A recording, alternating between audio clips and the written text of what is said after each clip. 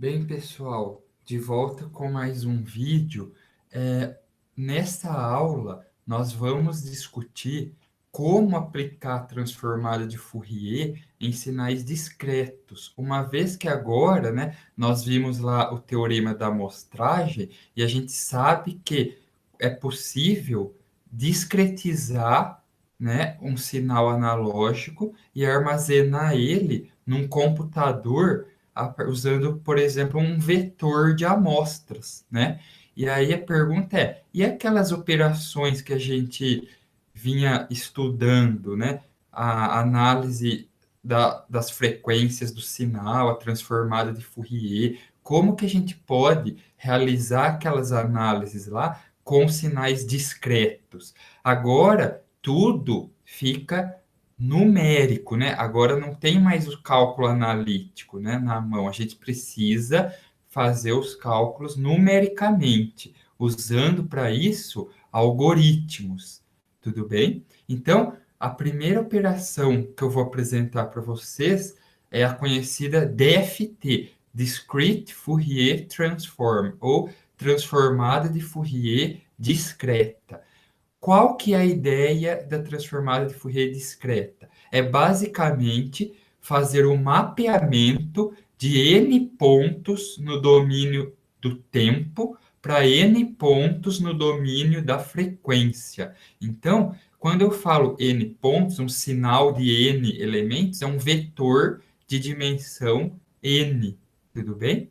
E se vocês olharem aqui as equações para o cálculo dessa transformada, veja, se eu tenho x de n, um sinal no domínio do tempo, como que eu posso calcular a transformada de Fourier discreta?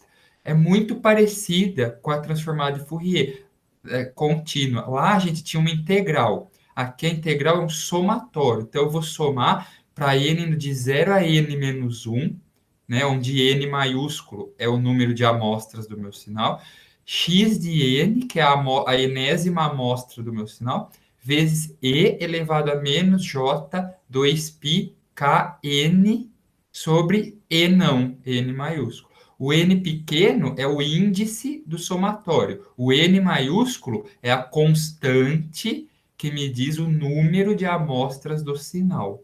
Tudo bem? Então, veja, a transformada de Fourier inversa é basicamente a mesma coisa, só que tem um fator aqui, 1 sobre n, né? É comum, pessoal, também é comum a gente colocar 1 sobre raiz de n nos dois. Então, tem duas formas. Ou eu uso 1 sobre n na transformada de Fourier discreta inversa, na IDFT, ou eu uso 1 sobre raiz de n nas duas. Na prática, pelo que eu vejo aí, é até mais comum usar 1 sobre raiz de n nas duas, tá? Mas não está errado usar assim. E veja, o somatório agora é em k, x de k e a diferença é que não tem o menos aqui, né? Tudo bem? Então, essa é a transformada inversa. Então, é DFT e IDFT. Essa vai para a frequência, essa aqui volta para o domínio do tempo. Tudo bem, pessoal? Então, veja, se vocês analisarem essas equações aqui, vocês vão reconhecer que essa fórmula, que nada mais é do que um produto matriz-vetor. Matriz dado pelos elementos de E aqui, e vetor é o nosso x de n. Aqui a matriz é os elementos dados pela exponencial, indexados aqui por k e n, e x de k, que esse x é o nosso vetor. Então, vamos ver que, na verdade, aplicar a DFT simplesmente significa o quê? Construir a matriz da DFT. Então, veja, a aplicação da DFT é direta, é um produto. Então, x é o meu sinal no domínio do tempo. W, a matriz da DFT. X é o sinal no domínio da frequência. Então, x é WX. Essa é a ideia da DFT, é um operador linear. Então, veja, a matriz W da DFT, a gente pode definir ela definindo a partir dos elementos W de Kn. Então, K nas linhas, N nas colunas. Então, ó, W de Kn, quem que é? É E elevado a menos J2π Kn sobre E não. E eu vou variar o K de 0 a N menos 1 e o N de 0 a N menos 1. Então, se eu substituir aqui os valores, vocês vão ver o seguinte, ó, E a menos J2π 0 vezes 0. E a menos J2π 0 vezes 1, né? Na primeira linha, sempre vai ter 0. Então, a primeira linha, na verdade, sempre vai ser 1. A primeira coluna sempre vai ter um 0. Então, a primeira coluna também sempre vai ter 1. Uma maneira simplificada de se escrever a matriz da DFT é fazendo o seguinte: você define simplesmente o seu N, o seu W. Você não precisa definir o W de Kn, mas você define uma constante W. É o fator comum a todos os elementos da matriz. Quem é W? É E elevado a menos J2π dividido pelo número de amostras do seu sinal. Tudo bem? E aí a gente computa a matriz de Vandermonde a seguir. Essa matriz aqui que tem uma propriedade muito legal. Matriz de Vandermonde, ela tem essa propriedade aqui, que é o seguinte, ó. A primeira linha é tudo 1, a primeira coluna também. A segunda linha, pessoal, veja, é 1 W, W ao quadrado, W ao cubo, W à quarta, até Wn menos 1. Então, vai aumentando a cada coluna aqui, conforme eu vou modificando J, a potência do W vai aumentando em 1. Na segunda linha, conforme eu vou aumentando J, a potência de W vai aumentando de 2. Ó, 2, 4, 6 e vai até 2n menos 1. Na terceira linha, ó, começa na potência 3 e vai aumentando de 3. 3, 6, 9. Tudo bem? É um padrão que todas as matrizes de Vandermonde têm. Portanto, a gente pode usar esse padrão na matriz DFT. Agora, vamos ver aqui como que a gente pode calcular um exemplo, por exemplo, a DFT do sinal x de n igual a, olha lá, 1, 2, 3, 4, 1, 2, 3, 4. Então, nós vemos aqui pelo vetor, pelo nosso sinal, que temos 8 elementos. Então, o nosso n é 8. Tudo bem? Nosso n é 8. Então, como o n é igual a 8, o que significa calcular esses w's, pessoal? Esses w's nada mais são do que uma subdivisão da circunferência trigonométrica. Então, ó, como n é igual a 8, eu vou pegar minha circunferência trigonométrica do plano complexo e vou dividir em 8 pedaços iguais. W0, W1, W2, 3, 4, 5, 6 e 7. 8 intervalos iguais. Tudo bem? Essa é a ideia. Quanto vale W, pessoal? W é E a menos J2π sobre 8, que é E a menos Jπ sobre 4.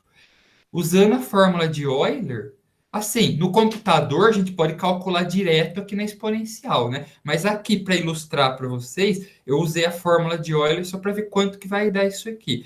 Então, ó, E a menos J π sobre 4 é cosseno de π sobre 4 menos J seno de π sobre 4, que dá raiz de 2 sobre 2 menos J raiz de 2 sobre 2. Certo? Esse é o nosso W comum a todos os termos, que a gente vai elevar as mais diversas potências aí. Então, nesse caso, a matriz W ó, fica W, 1 sobre raiz de 8. Primeira linha é só W elevado a 0.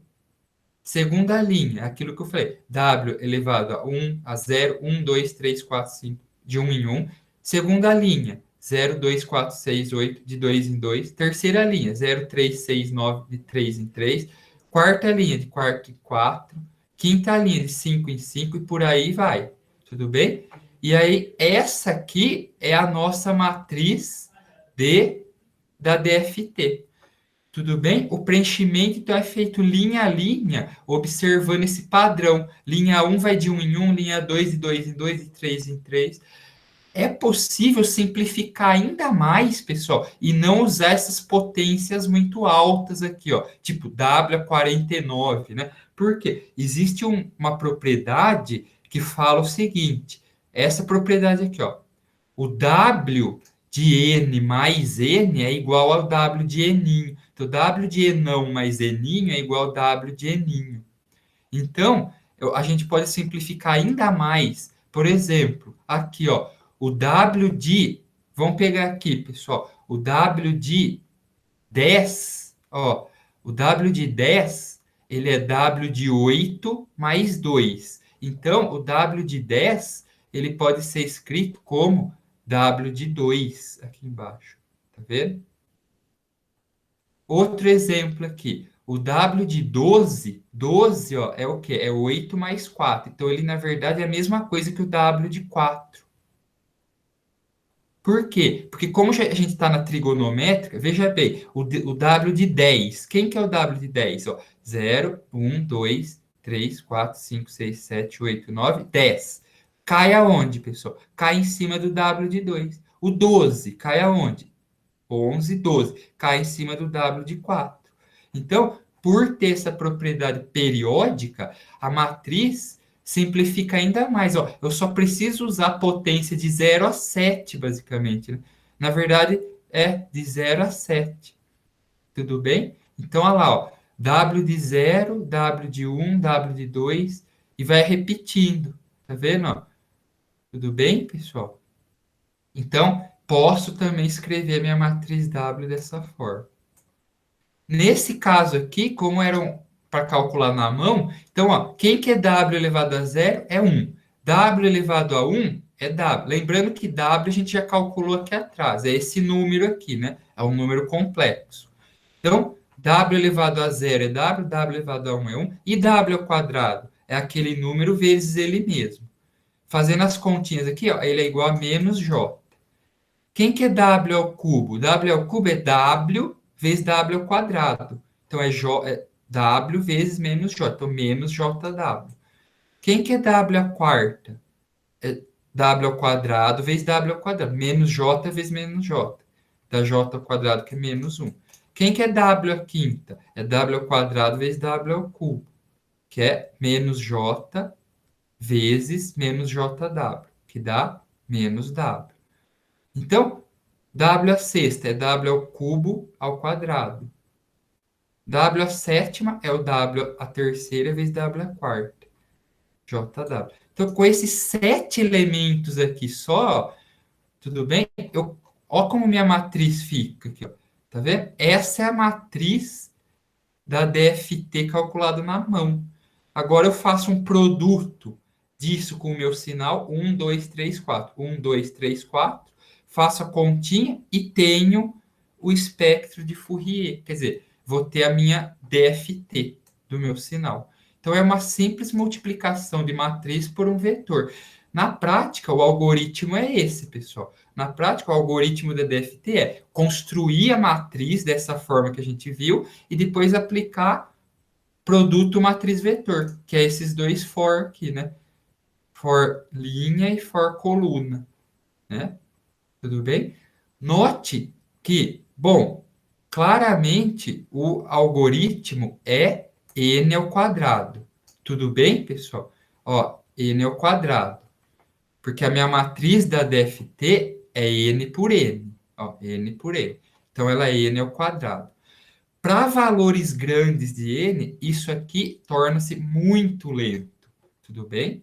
Porque parece que não, pessoal, parece que não. Mas, tipicamente, sinais de áudio, como vozes, assim, ó, uma voz, sabe? A voz de alguém gravada chega a ter mais de 22.500 amostras por segundo, pessoal. Então, você processar alguém falando a voz de alguém em um segundo, você vai ter mais. Se tiver 44.100 Hz, megahertz, 44.100 Hz, né, 44,1 kHz, que é o usual, você vai ter 44.100 amostras por segundo de áudio da pessoa.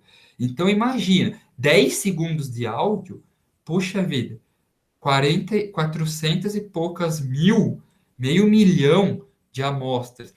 O de n ao quadrado isso ao quadrado, fica lento pra caramba, fica um processo muito pesado. Então, para isso, foi proposto o algoritmo FFT, ou Fast Fourier Transform, cuja complexidade é O de n log n, o que representa um ganho absurdo de velocidade no processamento de sinais digitais. Então, hoje, quando você usa uma biblioteca para calcular, quando você quer calcular a transformada de Fourier numericamente de um sinal, praticamente hoje em dia não se usa mais a DFT, só se usa o FFT. Porém, nós vamos ver que a FFT usa a DFT. É uma abordagem dividir para conquistar, né? Ela vai quebrar, em vez de fazer uma DFT grandona, ela quebra em várias DFTs pequenininhas, que aí são rápidas. Tudo bem? Então, mas esse é assunto para um próximo vídeo, pessoal. Então, eu vou ficando por aqui, deixo vocês aí, desejo a vocês bons estudos aí e até o próximo vídeo.